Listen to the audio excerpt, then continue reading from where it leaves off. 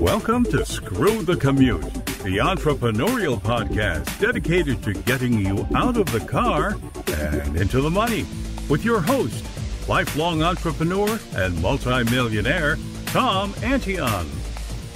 Hey everybody, it's Tom here with episode 816 of Screw the Commute podcast. Today we're going to talk about running retreats. Now, you don't have to have a big honking estate like I do to do retreats. You can do them in hotels and even a crazy yurt or something out in the wilderness, all over the place. Now, if you do have a house, you can most likely get some great tax deductions for using it as part of your business. And I'll be discussing that too in this episode. All right, hope you didn't miss episode 815. That was the top 15 mistakes people make on their websites. Anytime you want to get to a back episode, you go to screwthecommute.com/ and then the episode number. The 15 mistakes, must listen to that, is 815. All right, make sure you pick up a copy of our automation ebook at screwthecommute.com/automate free, and you will thank me for it because you will save hundreds of hours of fighting with your computer. All right, let's get to the deal here. Now, since the pandemic is over and things have been opening back up for a while, the idea of physical retreats is back in vogue. People are really excited to get back doing fun and empowering things, and retreats fit that bill. You can do retreats even if you live in an apartment, all right? Hotels are bending over backwards to get in revenues to make up for the great losses incurred when everybody was staying home. So you can usually make good deals using them for retreats. Also, adventure retreats are lots of fun. You can do the old fire walk, pole climbing, bungee jumping, all kinds of things. Or your retreats can be more subdued, like meditation retreats and cleansing and fasting and self-empowerment kinds of retreats. Now, before I go too far, I got to put a warning and disclaimer out.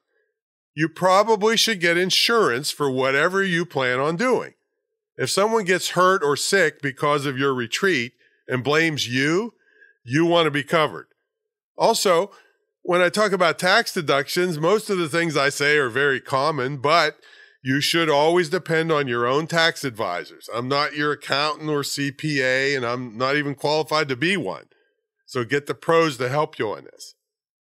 Okay, so let's talk about tax deductions while we're at it, and possible financial things that are setups for your retreats.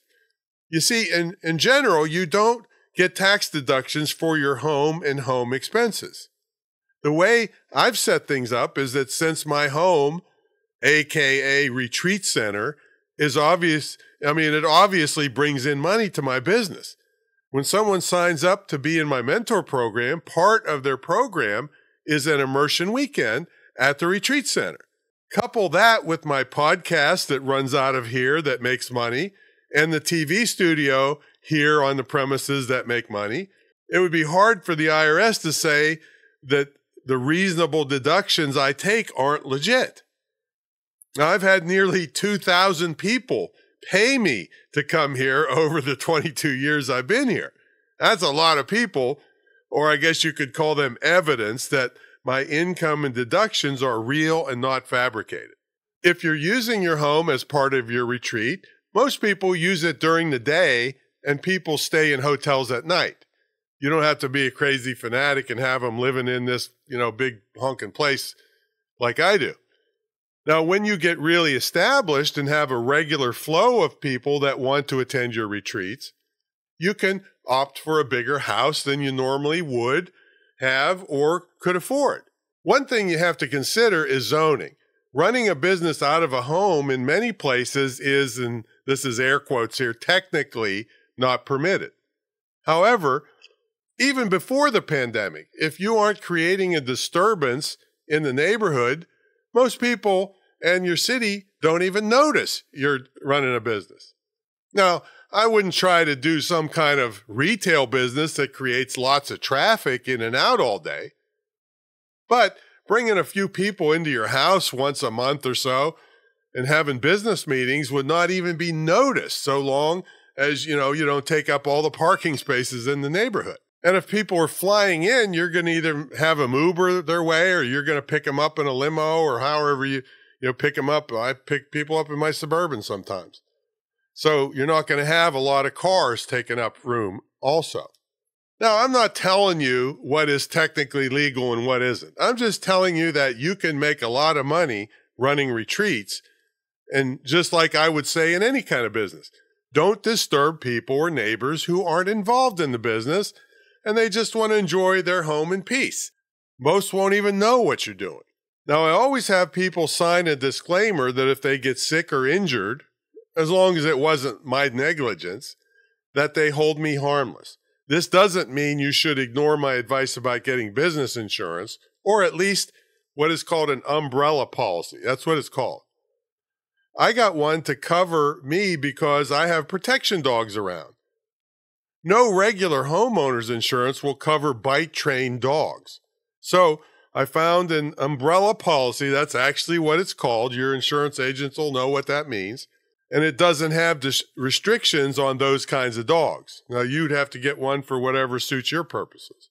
Now, I've got much deeper training on this that I produced a video a while back called How to Run a Retreat Center Out of Your Home. It goes into super great detail. But I just wanted to put the idea in your head that people will pay and pay well for unique experiences. And that's what you will give them, along with the networking experience with other students or guests. Most people really love to network. So that's part of the promotion you'd have to get people to sign up for whatever program you have. So think about what you could do and put together a plan. I mean, start small, get out the kinks. There's always things you'll learn as you actually do this that you just want to make better or something that didn't work. And you could add an entirely new income stream to your business. I mean, for now going on, I've been here 22 years running this retreat center. And guess what? All the students have been paying the mortgage off on this big honking place, so that's a good thing too. Plus the tax deductions you get from the legitimate things that I have to buy to take care of these people when they come. It's all beautiful. I can't say there's never been any kinks or trouble, especially when one lady, we couldn't find her. She was on her way here and she was just one of those laissez-faire people that, she was lost and didn't even bother calling or telling us. And so she rolls in at midnight and we're all freaking out like, where is she? So anyway, but that's something we can tease about now. But at the time it was a little crazy. But it's a great income stream. You're creating experiences. People will go tell other people, and you'll get a big stream of referrals from doing a great job at running retreats. All right, that's my story, and I'm sticking to it. If you want this kind of training and a lot more, check out my mentor program at greatinternetmarketingtraining.com, and we'll catch y'all on the next episode. See you later.